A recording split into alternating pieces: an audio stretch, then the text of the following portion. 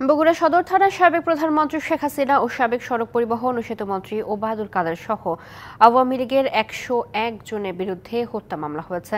এছাড়া কুষ্টিয়ায় দুটি হত্যা মামলায় আওয়ামী লীগের যুগ্ম সম্পাদক মাহবুবুল আলম হানিফ সহ ৪৯ জনকে আসামি করে মামলা করা হয়েছে।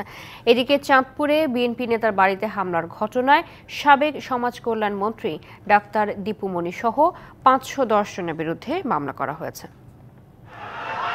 বৈষম্য বিরোধী ছাত্র আন্দোলন চলার সময় ৪ আগস্ট বগুড়া শহরের সাতমাথা স্টেশন এলাকায় দুই সাবেক এমপি সহ আওয়ামী লীগের ৭ নেতার নেতৃত্বে আন্দোলনকারীদের উপর হামলা চালানো হয়।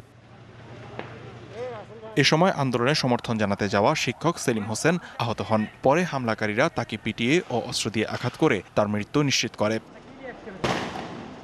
এই ঘটনায় শুক্রবার নিহতের বাবা সিকান্দার আলী বাদী হয়ে মামলা দায়ের করেন। এতে আওয়ামী লীগের সভাপতি সাবেক প্রধানমন্ত্রী শেখ হাসিনা, সাধারণ সম্পাদক ওবায়দুল কাদের সহ ১০১ জনকে আসামি করা হয়। এছাড়া অন্য আসামিদের মধ্যে রয়েছেন আওয়ামী লীগের ২ জন সাবেক সংসদ সদস্য, ৫ জন উপজেলা চেয়ারম্যান, ২ জন মেয়র, বগুড়া পৌরসভার ৮ জন কাউন্সিলর, ১০ জন ইউপি চেয়ারম্যান ও আরও ২৫ জন জনপ্রতিনিধি। এছাড়া অজ্ঞাত আসামি করা হয়েছে আরও ৩৫০ জনকে।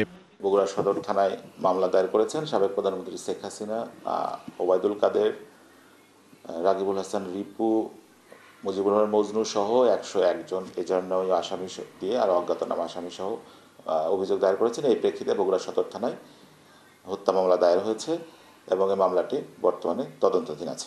কুষ্টিয়ায় ৫ই আগস্ট ছাত্র আন্দোলনের সময় শিশু ওবায়দুল ও স্বর্ণকার বাবু নিহতের ঘটনায় ২টি মামলা দায়ের করা হয়েছে।